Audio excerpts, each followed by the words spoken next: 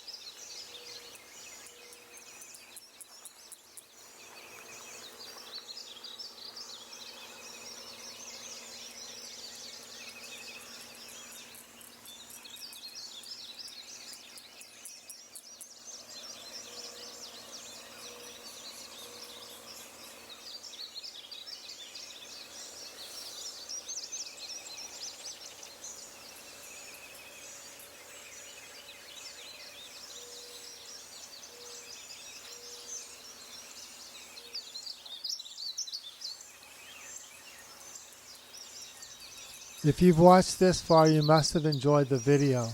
Please subscribe, hit the like button, leave a comment, and share it with your friends. And if you didn't like it, feel free to hit the dislike button twice.